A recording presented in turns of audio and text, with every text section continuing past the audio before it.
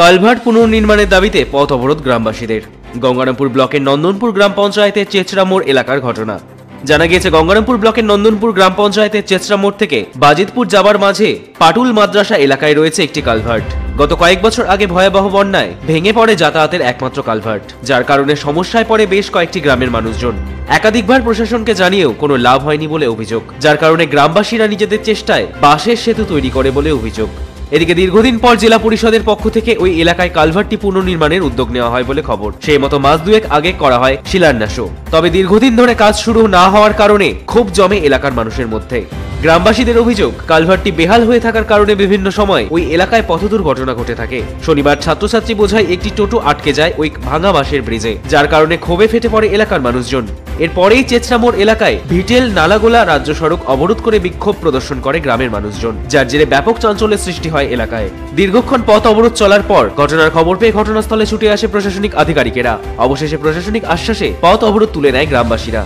বিষয়টি নিয়ে সাংবাদিকদের মুখোমুখি হয়ে নন্দনপুর গ্রাম পঞ্চায়েতের প্রধান নুরুল ইসলাম জানান, খুব দ্রুত কালভার্ট তৈরির কাজ শুরু হবে।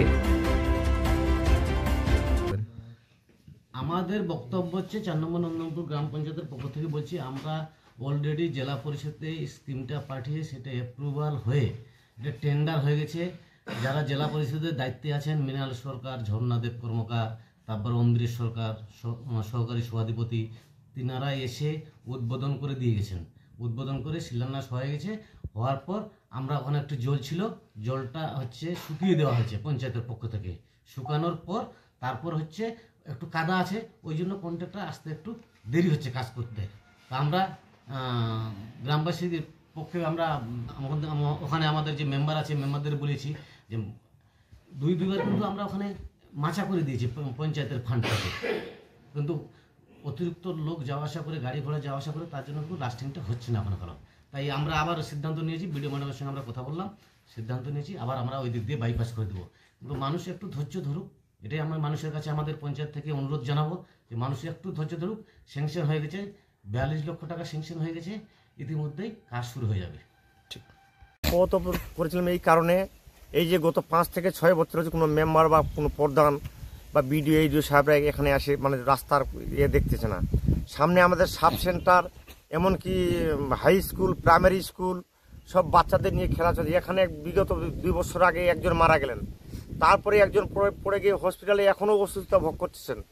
তারপরে আজকে যে ঘটনা, 7-8টা বাচ্চা এখানে পড়ে মানে বিয়ে হয়ে যেত।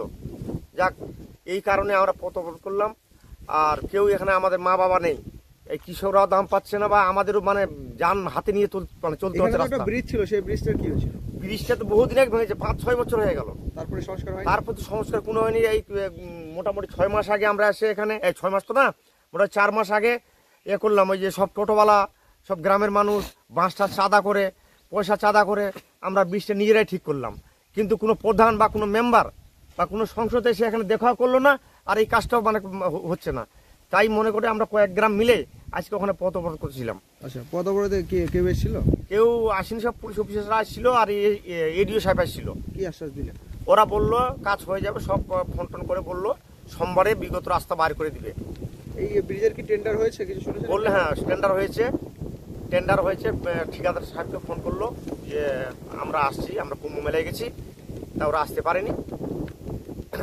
বিগত বহুদিনের মধ্যেই বলছে ওরা কাজ চালু করবে। আমার নাম হামিদুর রহমান, বাড়ি সিংড়া। বর্তমানে কি এদিকে দেখি বলে, যখন প্রথম ভাঙে ব্রিজটা, তখন এটা ছোট একটা ছাত্র যাবার একটা মাচাং করে দিয়েছিল অঞ্চল থেকে। এখানে কমপক্ষে 50টা টোটো আছে এদিকে, 50টা টোটো, মোটরসাইকেল তো আছে, তো মোটরসাইকেলটা পার হয়, ছাত্র পার হয়, টোটো কিন্তু পার হয় না। আমরা তো কী করলাম, অঞ্চল বললাম টোটো রাস্তা দিতে পারবো না। তারপর টোটোরা সবাই মিলে সবার কাছে থেকে বাস টাস নিয়ে আমরা এই গাছ নিয়ে এলাম, গাছ ফেলে পাতা করে রাস্তা করলাম। রাস্তা করে ফের একবার রাস্তা ভেঙে গেল, ভেঙে চলে গেল, ফের করলাম, ফের ভেঙে গেল। তার মানে বছরে বছর করছি, বছর আরে বর্ষার আগে করছি, আর ফের ভেঙে গেছে। গতকাল রাতে কি এখানে কোনো অ্যাক্সিডেন্ট হয়েছিল? গতকাল মানে দৈনিক এটা কই টোটো ফাঁসে, আমরা চারি পার করি।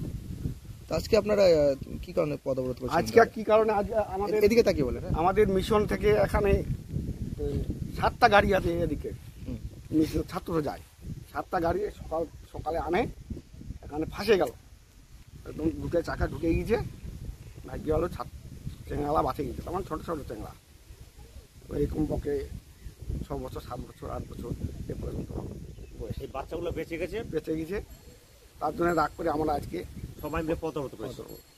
এখানে 2 মাস হলো এখানে জিলাপি খাওয়া হলো, শিলান্যাস করলো, উদ্বোধন করলো ব্রিজটা, এখানে সিমেন্টও ফেলালো। ওই আমাদের অঞ্চলের জেলা থেকে এলো, অঞ্চলের আছে, এখানে সিমেন্ট দিল, সিমেন্ট গলে বালু গেলে গিটি দিল, ইটাল শিলান্যাস হয়ে গেছে, তারপর 2 মাস হয়ে গেছে, কাজ চালু হয়নি। তার জন্য আজকে বলছে এখানে জল আছে সামান্য জলের জন্য আমরা এই কাজটা তার জন্য ফাঁসে গেছে। আমরা রাগ এটাই ছাত্ররা। আপনারা কি চাইছেন? হ্যাঁ, এই আমরা চাচ্ছি আমাদের একটা যাওয়া নেওয়ার রাস্তা করে দিতে হবে আর কাজটা স্টার্ট করতে হবে। এই ঠিক। আপনার নাম? হ্যাঁ, আপনার রুহুল ইসলাম। গঙ্গারামপুর থেকে অমিত মোহন্তের রিপোর্ট, কুলিক নিউজ।